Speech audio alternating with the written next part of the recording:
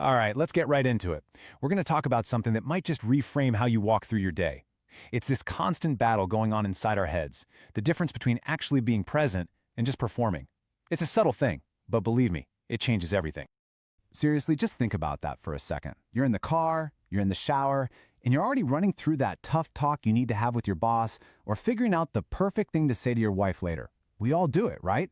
Well, that little habit, it's a doorway into a much bigger pattern.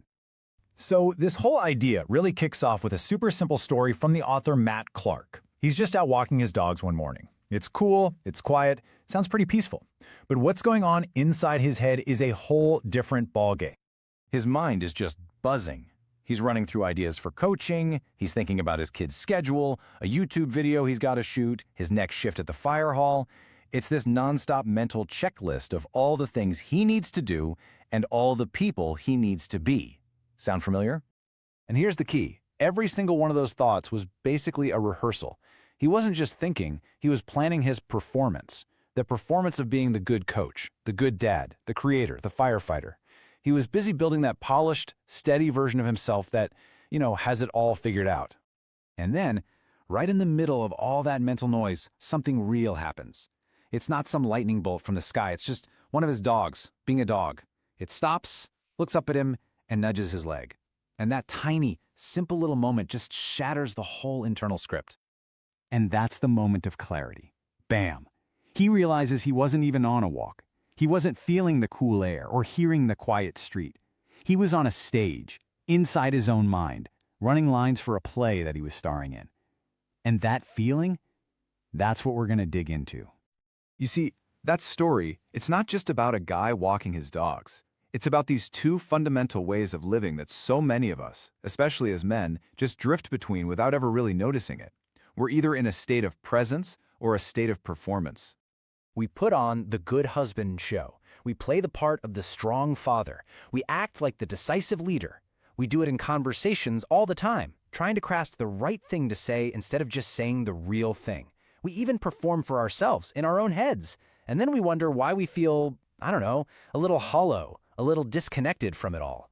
Let's just put this side by side, because it makes it super clear. On one side, you've got performance. That's all about explaining yourself, trying to say the right thing, chasing after approval. It's calculated. On the other side, you have presence. That's just showing up, saying the real thing, not looking for approval, but for alignment with who you actually are. One is a mask, the other is your face. So, the big question is, if being present is so much more authentic, why in the world do we default to performing all the time? Why do we spend so much energy on the act? Well, it usually boils down to a fear of being judged, of being misunderstood. And here's the paradox, the real catch-22 of it all. When you're performing, you're not really there. You're showing people a character you've created, and you can't genuinely connect with another person through a character. The very thing we do to try and feel safe is what ultimately makes us feel so alone. And this right here, this is the trade-off we make every single day, whether we realize it or not. Performing feels safe. You're in control. You edit out the messy parts. But being truly present, that feels vulnerable. That means showing up, flaws and all, with no script. And man, that can feel pretty scary. And here's the tough truth. When we're faced with that choice between safety and vulnerability, most of us pick safety. We pick the performance. But the cost of living in that safe zone year after year is this quiet, nagging loneliness, even when we're in a room full of people. Okay, so we've kind of laid out the problem, right? The good news is there's a much better way. Let's shift gears and talk about the upside. What do you actually get when you make that conscious choice to drop the act and just be present? Think about it like this. When you perform, sure, people might think you're smart. They might think you have it all together. You'll get polite nods, but when you're truly present, when you show up as the real you, you get something so much more valuable. You build trust, real, solid trust. So how do we actually do this? How do we make the shift? Look, the work isn't complicated, but that doesn't make it easy. It's about being willing to feel a little uncomfortable, because that's where all the good stuff happens. It really just comes down to a simple 3-step practice. That's it. See, listen, connect. 3 simple words. But these three actions are the whole key to getting out of performance mode and into a state of real presence. Let's just quickly break down what each one actually means in practice. Okay, step one, C. This just means pulling your head out of the future. Stop rehearsing your next line and land in the here and now. Slow down. Feel your feet on the floor. And when you're talking to someone, actually look them in the eye. That's the entry point to any present moment.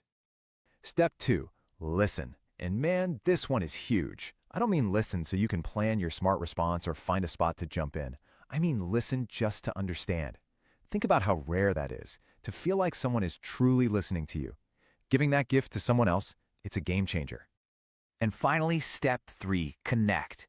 This is about dropping the need to impress. It means choosing to share one real, honest sentence instead of 5 perfectly crafted but kind of empty ones. Connection doesn't live in the performance. It lives in what's real. All right, we've talked about the what, the why, and the how. But none of this matters if it just stays as an idea in your head. The most important part is figuring out how to bring this into your own world. So I want you to ask yourself this, and be honest. Where does the performance show up for you? Is it at work? In meetings where you feel like you have to be the guy with all the answers? Is it at home with your wife, with your kids, your friends? Just notice, where's the stage? And now, just imagine it for a second. What would it actually look like to just show up? To let go of managing how people see you. Not the version that's worried about being judged, but just you. What do you think might change? Let's end with something super simple you can do today. This isn't about some massive life overhaul. It starts small. So today, just pick one conversation. Just one. Before it starts, take one deep breath. And in that conversation, make it your goal to say just one truly honest sentence. That's it. No performance, just for a moment, and see what happens.